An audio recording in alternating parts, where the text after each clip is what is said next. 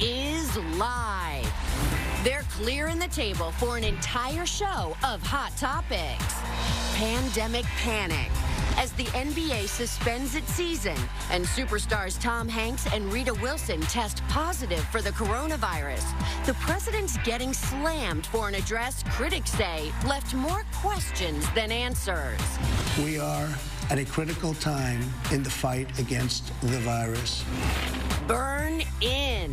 Why Bernie Sanders says he's not ready to end his presidential campaign, and his thoughts about his rival, Joe Biden. You know, between you and me, don't tell anybody. Hot Topics are in the house with Whoopi, Joy Behar, Sunny Hostin, and Meghan McCain. Now, let's get things started.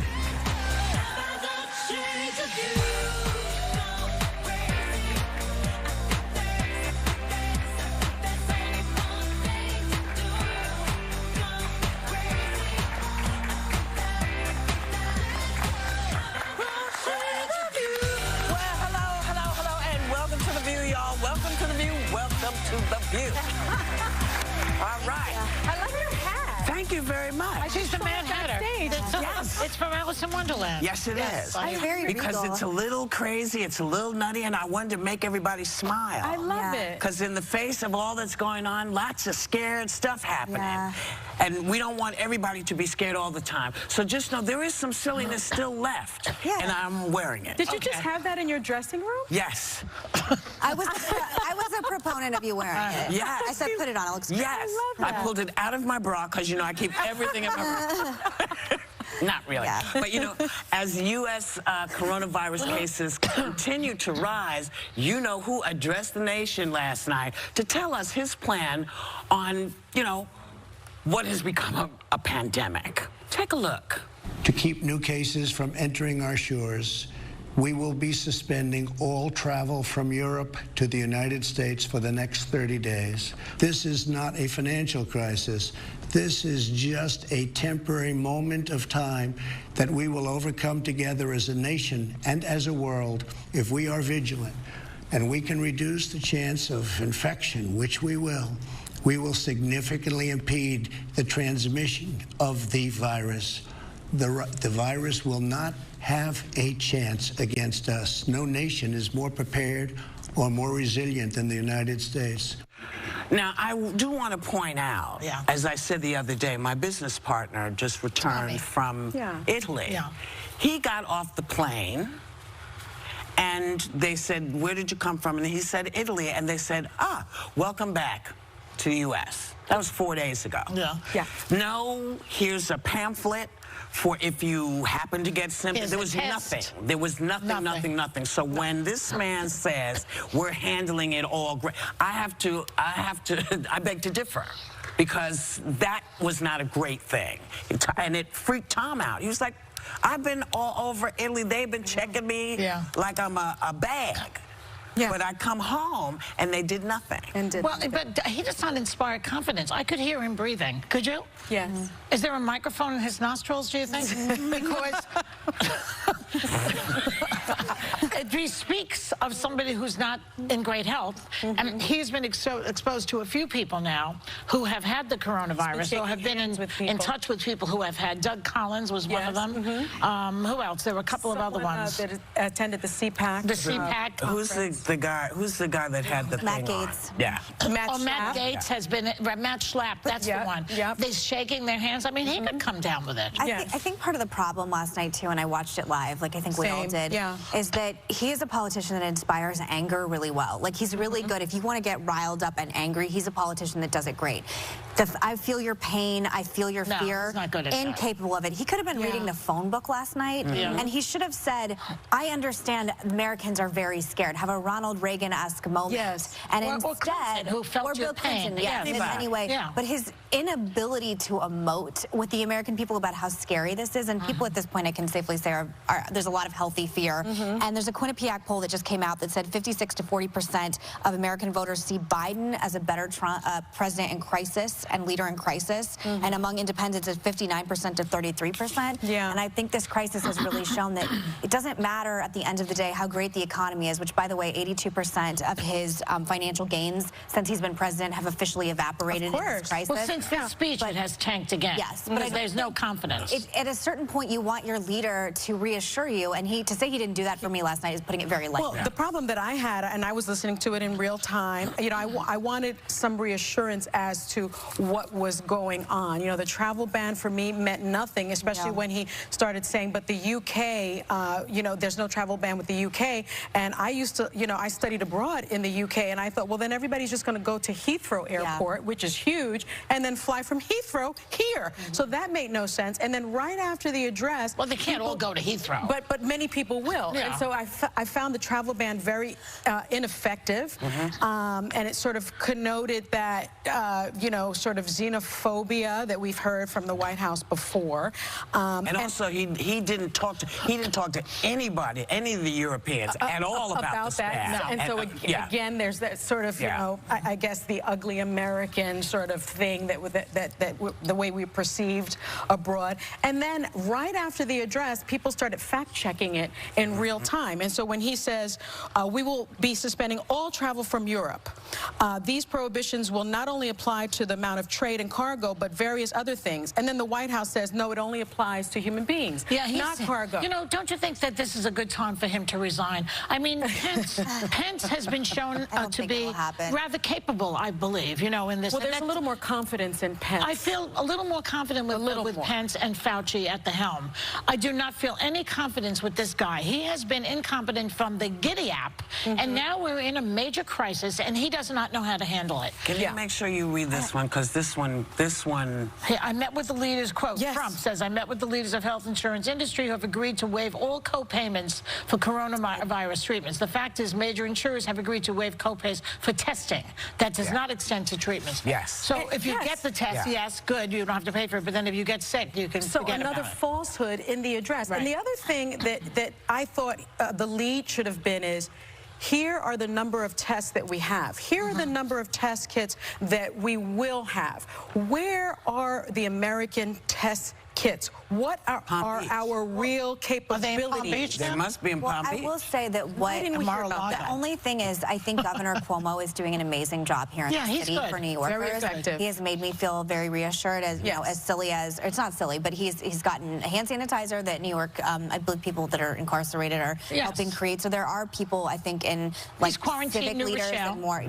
I think there are areas of the country where there is real leadership. I think part of the problem right now is that when you traffic in lies and misinformation for a long period of time, the chicken's coming home to roost right now with a lot of Americans on both sides. And I know that there's a group of people in the country, as we saw yesterday with Elizabeth Hasselbeck, who think, you know what, he's doing a great job, and I believe him, and that's well and fine. But for those of us who know that he lies from on occasion, to lie about, again, a rally or numbers or things like that, or how big your hands are, whatever, is an entirely different thing than lying about a possibly, you know, completely lethal disease that could kill God knows how many Americans. And I think for him, he and Jared and Ivanka and the entire White House should know this could be the silver bullet that takes out this administration. I don't mean that literally, so everyone calm down. I mean just this a lot of people the election are saying this is his Katrina. This is his Katrina. We'll see. We'll see. You have something you have to do. Oh yeah, I made a mistake yesterday, believe it or not.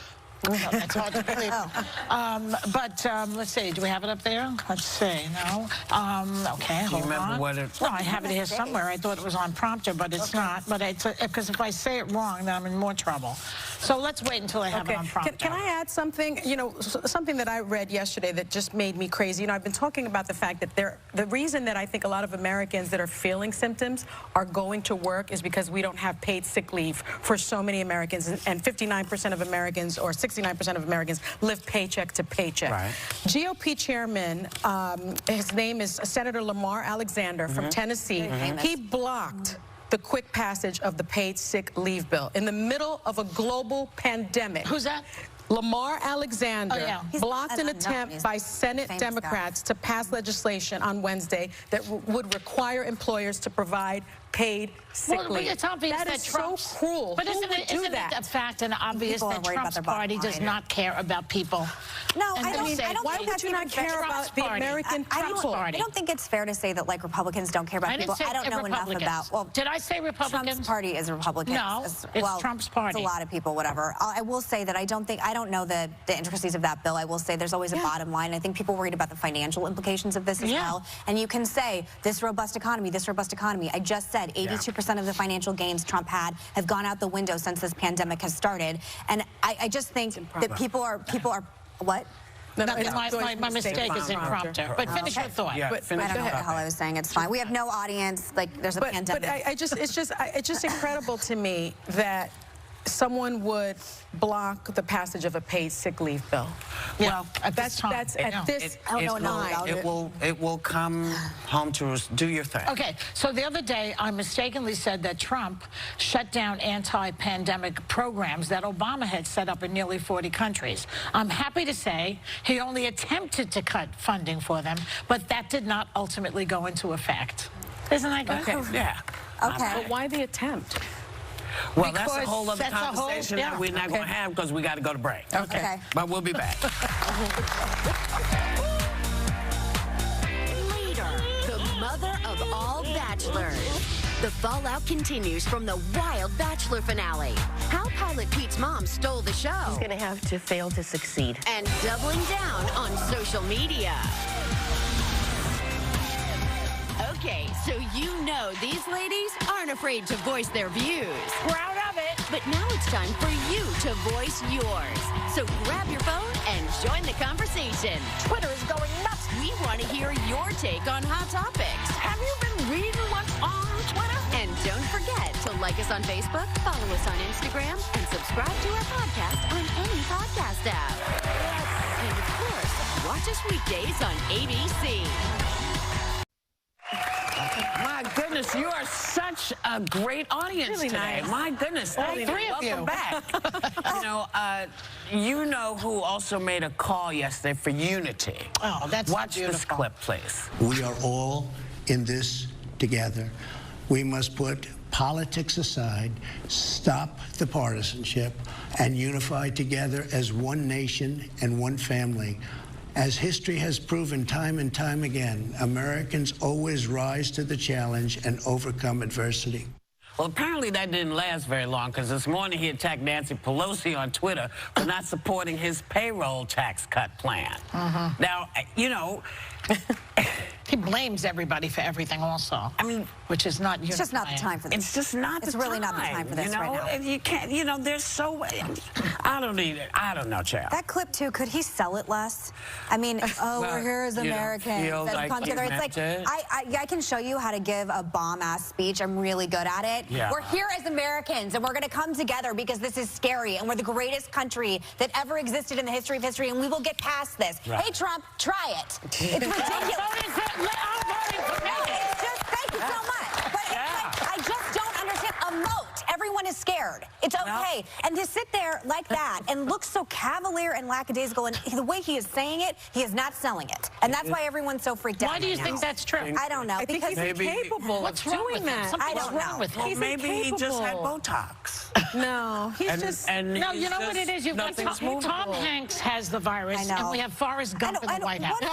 Basically, what a man that's to what's get happening. it, too. The beloved icon. That was incredible, and I heard so many people, I mean, friends were, you know, emailing me, but so many people were saying this puts a face on it because who doesn't, you know, love Tom Hanks and his wife. But I thought what was encouraging is that his son was telling people, yes, they're in Australia, yes, they've tested positive, but they're okay.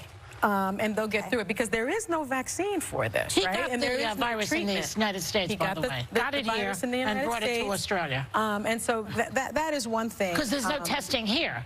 No, right? He wouldn't have brought it to Australia if they had some testing. Well, but see, here's what this morning There is some testing, they said, well, there must be because they had some a plane land in Palm Beach. Yeah, just now. And a guy has it. I said, well, how the hell did he find out he had it? Yeah.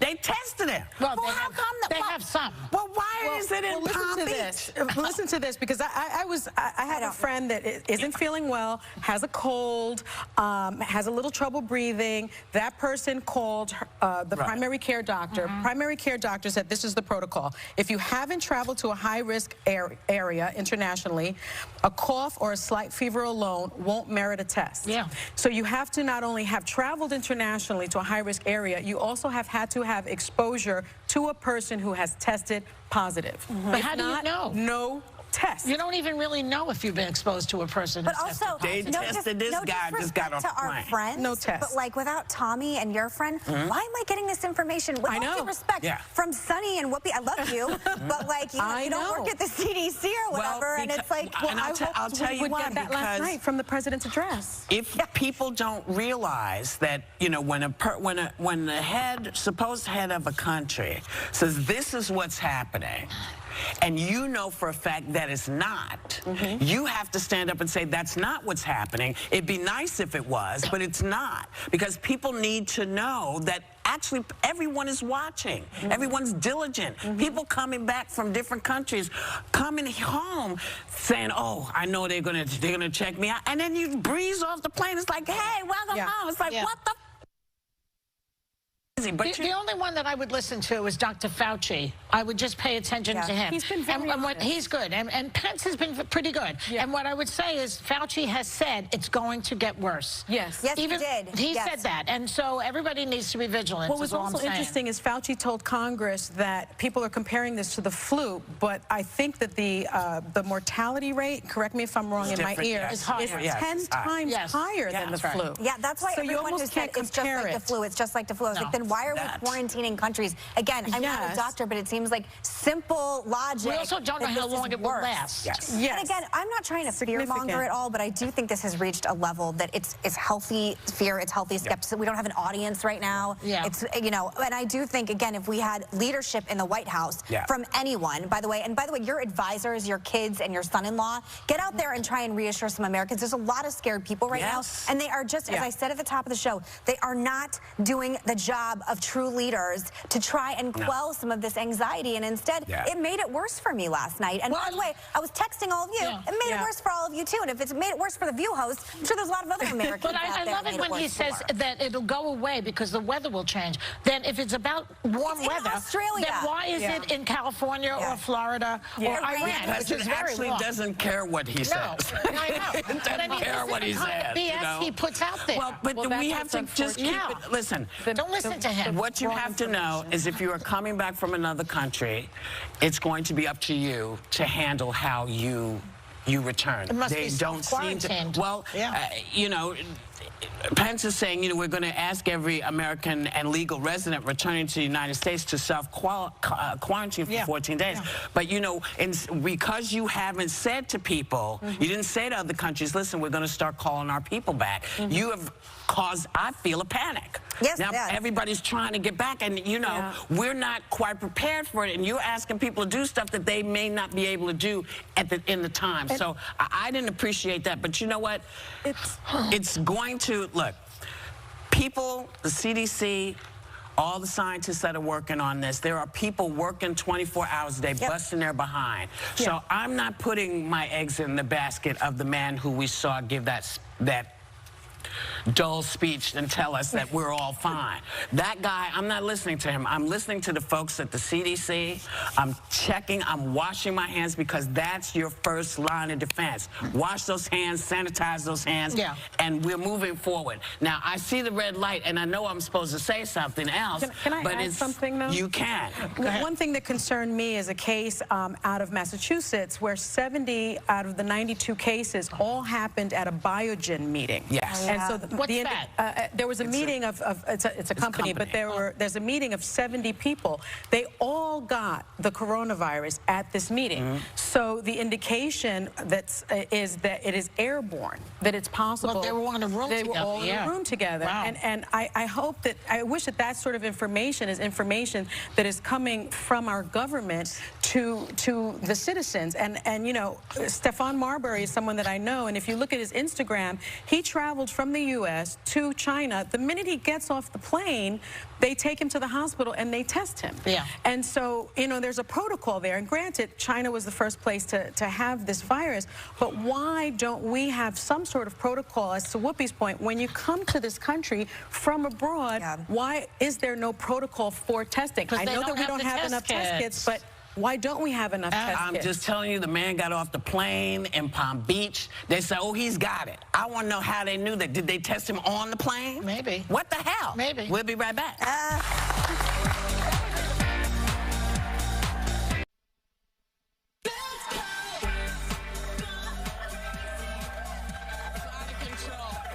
So you want to put a button on the conversation, which is we have to speak to young women about how they see themselves and to treat themselves the way they want to be treated and to look out for each other, not just leaving somebody. You know, if you go out as a group, everybody should stay together.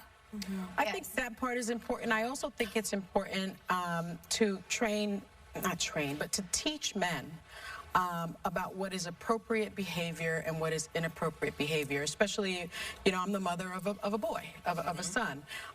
What do you say to a woman? What is inappropriate to say? What is consent?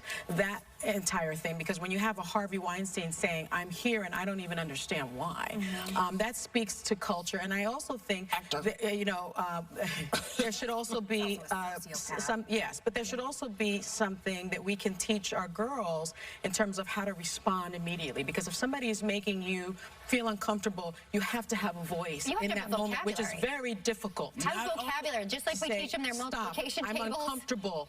Don't say that. Flashcards of expressions Don't do that. to use. Absolutely. But I also think like the conversation about cancel culture started to shift with Aziz Ansari, because he had this op-ed written about him, which was, in my opinion, Aziz Ansari. And the woman basically like sort of accused him of like being sexually inappropriate, and it was interpreted in a lot of different ways. And I think for a lot of people reading it, including me, felt like a date gone bad. And I felt like he was railroaded for no reason. And at the time, I think a lot of people, because we were like right in the midst of like culture change, people didn't know what to say or how to do it. And there's this backlash to cancel culture, because I do think people think it has overstepped too far. Obviously not with Harvey Weinstein. He's so far the most public worst case scenario. He's the one that you should start with. But I think we should have conversations with women and men also about you know, what your comfort level is. Like what your, if you're not comfortable, you have to say something as well. And I understand there are power dynamics that play in different ways. Sometimes they talk about, there have been men, in my opinion, that have been railroaded. Not all of them, but there have been a few.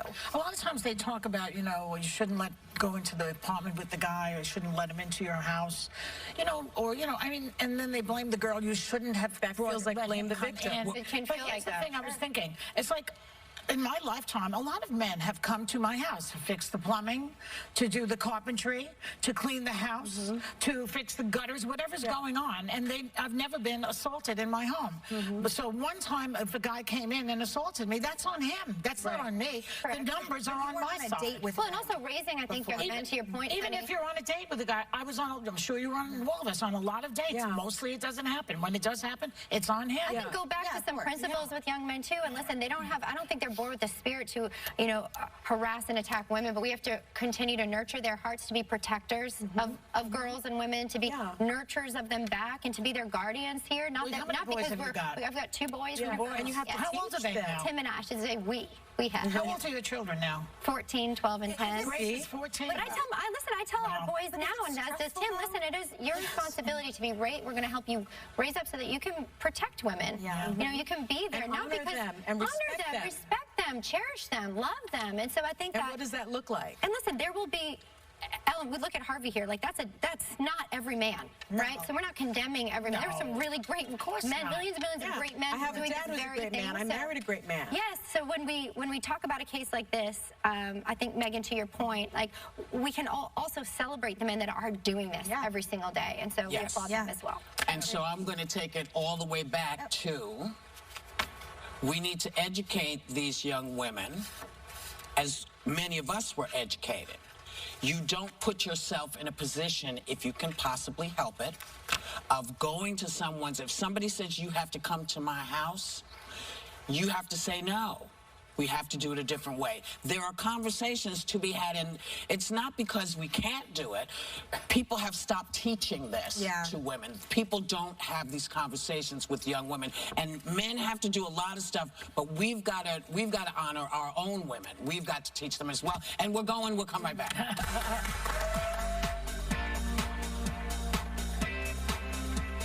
Your kids face fear, anxiety, and anger in the headlines every day. And up next, Elizabeth is introducing you to people on a mission of hope and healing for the youth of America. It teaches kids about all the different things and strengths and emotions inside them that they never knew were there.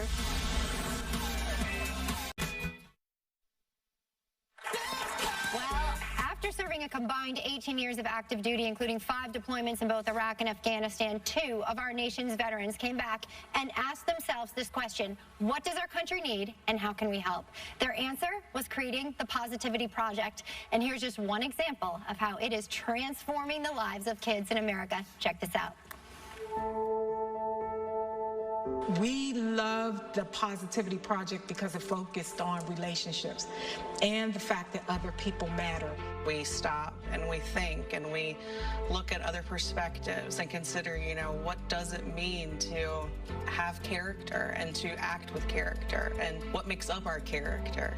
It teaches kids about all the different things and strengths and emotions inside them that they never knew were there. The Positivity Project I see is mainly about seeing people's traits and what basically is in a person besides just what they look like. Kindness means when you're helping somebody that lost one of their family members. My favorite one, humor.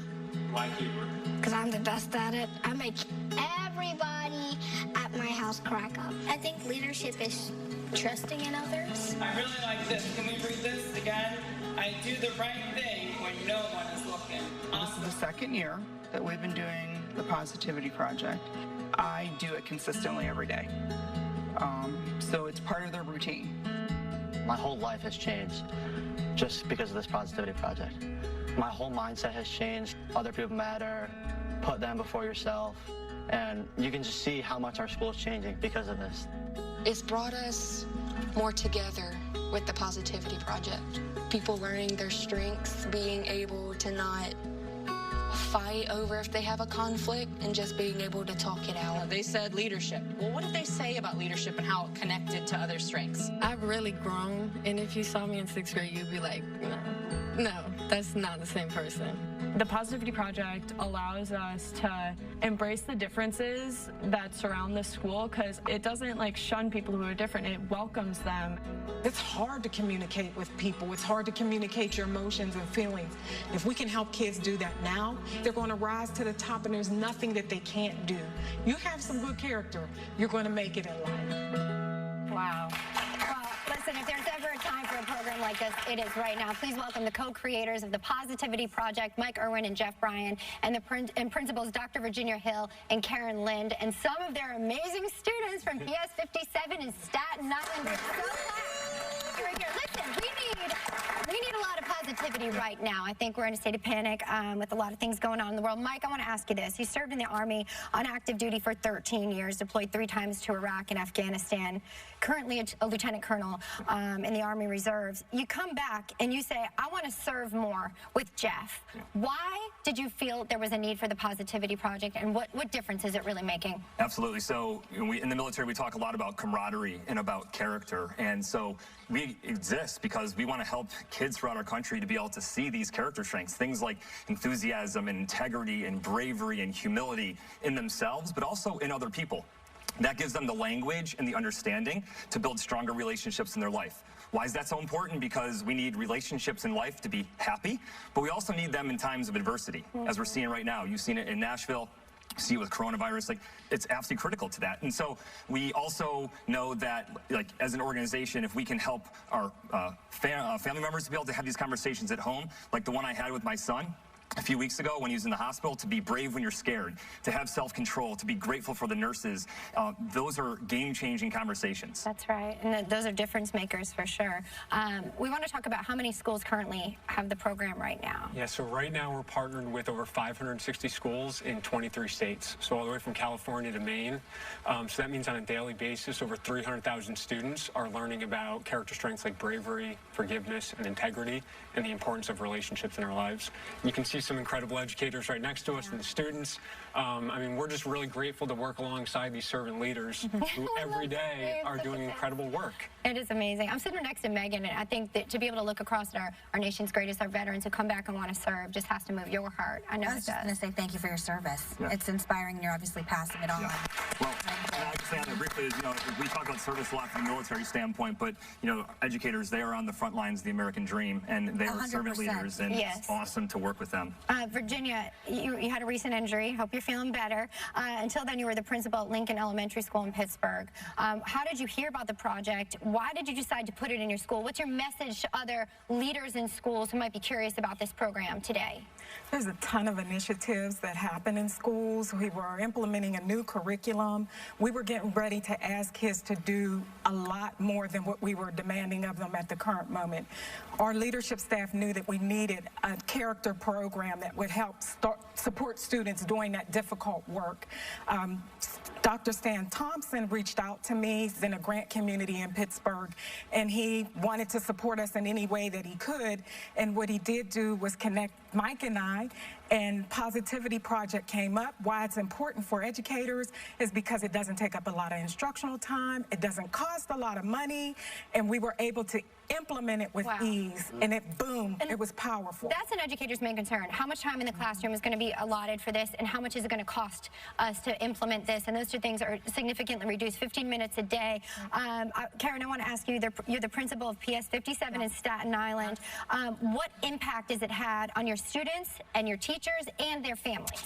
So it is a tremendous impact because, as Mike and Jeff said earlier, it's all about building positive relationships. And so in order to build a positive relationship with your students, with yourself, with your family, you have to use these character traits. You have to show kindness. You have to show humility. You have to show generosity. You have to show love. And so these traits are instilled in all of us, and it just gives the language to the students, and then they identify it in themselves. They identify it in their classmates. The faculty embrace it because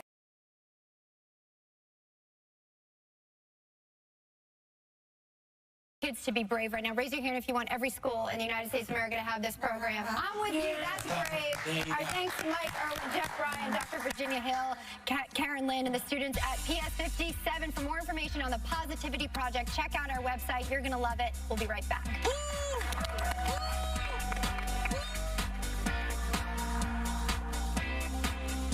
Next, Katherine Schwarzenegger Pratt shares the personal struggle that led to her finding the gift of forgiveness, and if she's still in the honeymoon phase with hubby Chris Pratt.